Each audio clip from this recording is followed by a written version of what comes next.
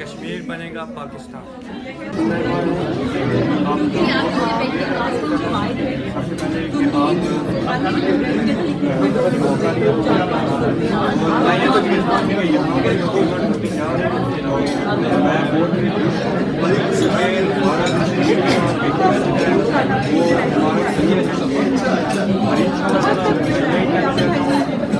यहाँ पर इससे बहुत ज़्यादा असर पड़ता है, इससे दुनिया को बहुत ज़्यादा असर पड़ता है। और यही कहूँगा कि कश्मीर में मैं अभी कश्मीर में 119 चीज़ों में वहाँ पर आज़ादी नहीं मिली।